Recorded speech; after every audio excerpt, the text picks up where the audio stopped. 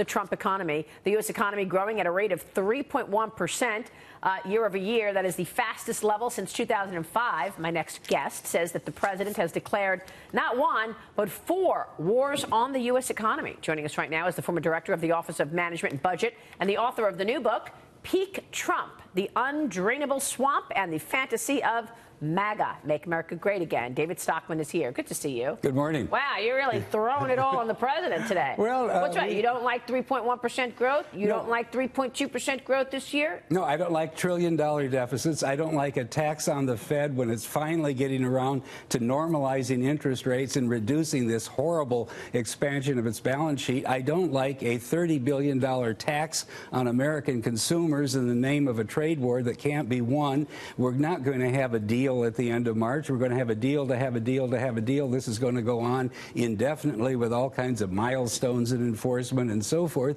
And I don't like attacking the solvency of the United States 10 years into a business cycle, which sooner or later is going to end. In other words, no one has outlawed recessions. We're now in month 116. The record's 119.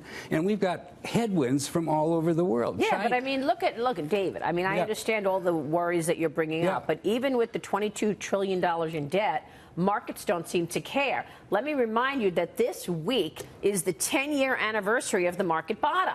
The market bottomed out in March of 2009 after the worst financial recession in a generation, and it's up 300% in that 10 years. That's what markets do. They said the same thing in March 2000. There was a bad surprise waiting in the next 2 years. Markets also anticipate what's to come. So if there was like tragedy on the horizon, wouldn't markets be acting differently? Yeah. In March 2000, they were saying this time is different. There's nothing but sunny skies ahead. The market, NASDAQ 100, dropped 83% in the next 2 years. In 2007, I remember it well. You remember it. Everybody talking about Goldilocks. Before we knew it, we were in the biggest crisis. They thought we were going down the black hole of the 1930s. Now, the point is we had a sugar high last year. Exports were pulled forward. There was a one-time boost to consumer spending because they got the tax rebate, but we did it all on Uncle Sam's Well, how about wages? Wages are up 3%. Well, you know, there's this argument that the economy's accelerated under Trump, and if you give me 1 second, I can prove to you it hasn't. Okay, explain that, because we're looking at the data, we're looking at the numbers, and the economy has definitely expanded under President Trump. And you say? Let me give some numbers. First 25 months under Trump, 205,000 jobs per month created. Last 25 months under Obama, 213,000. I'm not, defending Obama or criticizing Trump. I'm saying we're late in the cycle. You always get 200,000 jobs until it tips over into recession, and then we go the other way. Number 2, you want to look at real final sales, not GDP, because GDP's got big inventory swings and other aberrations. Real final sales under Trump are 2.6%. For the 8 quarters that he's had. It was 2.5% under the last 8 quarters of Obama. Real earnings up 1.8% during the first 2 years of Trump, up to 2.9% under the last 2 years of Obama. The economy is scooting along on momentum at the very end of a cycle, and you Whoa. Was there ever a year under President Obama that we saw economic growth of 3%, no, Dagan? Not one calendar year that we had 3% Well, calendar growth. year It's been 2005. Well, look at calendar year. Well, if you're going to data mine and cherry pick, then I'm going to data mine and cherry pick. Wait a minute. I'm not cherry picking because the year-to-year gain is cherry-picked. If you take it on average, and I took 2 years of average, 4 years of average, 9 quarters, there isn't any acceleration. Here's not cherry-picking. Maria brought this up, $22 trillion in debt. I've been screaming to the heavens about the rising debt levels under both Republican and Democratic presidents.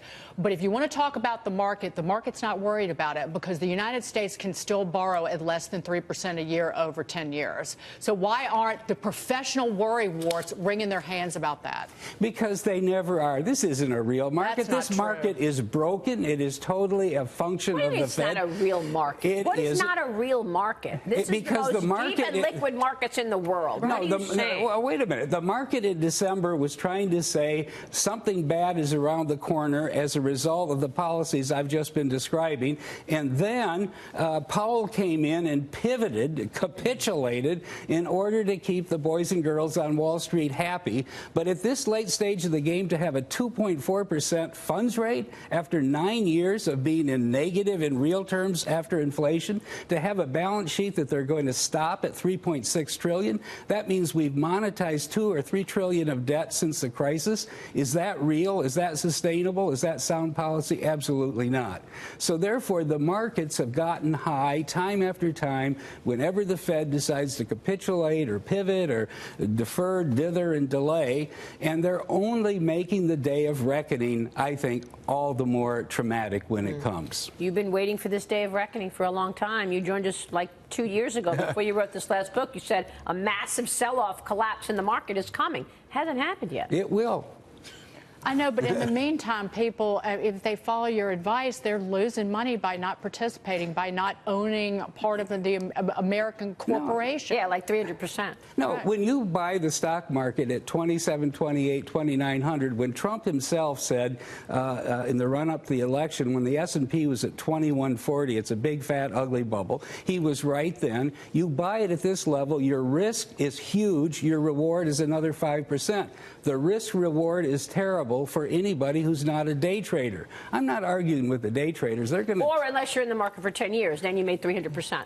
Well, it depends on when you went in. If you bought in 09, I'm just saying. I mean, or if you're 25 and you're retiring. But do we have sustainable policy, or are we heading into a decade in which the baby boom is retiring and Social Security and Medicare are going to soar, in which the military-industrial complex is out of control, the Fed is no longer monetizing the debt, and that's, Do you have any good news for us? I do not. Great to see you. Have a great day. David Stockman joining us there.